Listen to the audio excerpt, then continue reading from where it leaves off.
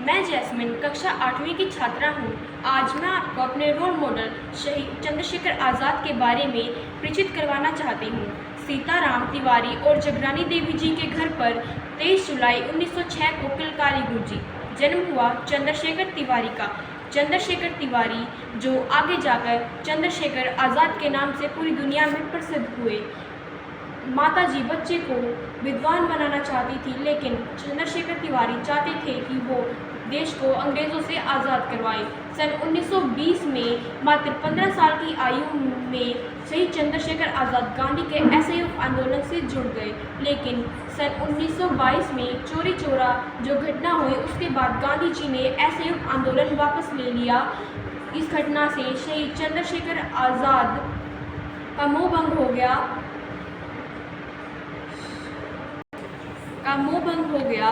और वो गांधी जी की विचारधारा से थोड़ा अलग आ गए, जिसके बाद पंडित रामप्रसाद बिस्मिल, सचिंद्र नाथ सान्याल, योगेंद्र नाथ चटर्जी, जिन्होंने सन 1924 में उत्तर भारत के क्रांतिकारियों को लेकर एक दल का निर्माण किया, जिसका नाम रखा गया हिंदुस्तानी प्रजातांत्रिक संघ।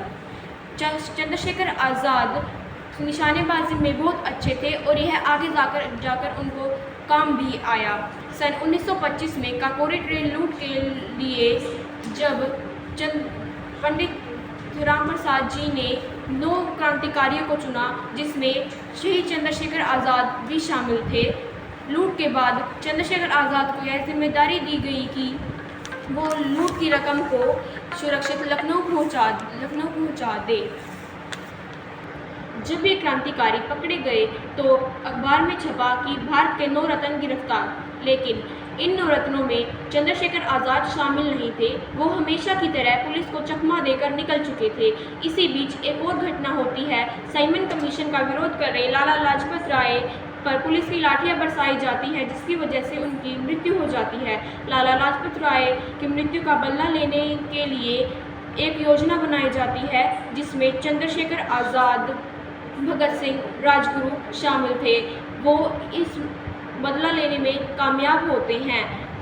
इस घटना के बाद क्रांतिकारियों ने तय किया कि वो सेंट्रल असेंबली में बम फेंकेंगे और गिरफ्तार हो जाएंगे। चंद्रशेखर आज़ाद इस काम को करने के लिए तैयार थे, लेकिन बाकी साथियों ने कहा कि आपकी ज़रूरत संगठन को है। तो भगत सिंह ने कहा कि मैं इस काम को करने के लिए तैयार हूँ, लेकिन बाकी साथी इस बात से सहमत नहीं थे।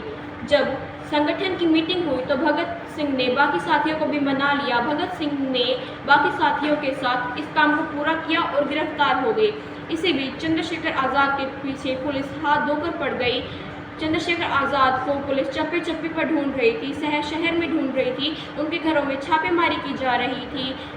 उनके घर वालों के पास पैसे कम पड़ रहे थे, तंगी आने लगी। संगठन में चंद्रशेखर आज़ाद के संगठन में जो कुछ चंदे के पैसे आते थे, तो कुछ साथियों ने कहा कि कुछ पैसे घर भेज दीजिए, उन्हें ज़रूरत होगी। यह बात सुनकर चंद्रशेखर आज़ाद को गुस्सा आ गया। उन्होंने कहा कि अगर घर वाले आड़े आ रहे हैं आज़ादी के, तो उन्हें जाकर गोली मार दो, कुर्बानी देने के लिए तैयार हैं। इतनी बड़ी बात उन्होंने शहजादा से कह दी। काफ़ी मेहनत के बाद पुलिस वालों की मुलाकात शहीद चंद्रशेखर साथ के हुई। पुलिस वालों की मुलाकात चंद्रशेखर आज़ाद के साथ इसलिए हो पाई क्योंकि शहीद चंद्रशेखर आज़ाद का एक साथी था, जिसके साथ कुछ दिन पहले उनकी बहस हो गई थी। बहस के कारण उन्होंने गद्दारी की और पुलिस वालों को जाकर बता दिया कि प्रयागराज के एलिफेंट पार्क में शहीद चंद्रशेखर आज़ाद छिप कर बैठे हैं, जिन्हें आप ढूंढ रहे हैं। चंद्रशेखर आज़ाद को पुलिस वालों ने चारों तरफ से घेर लिया।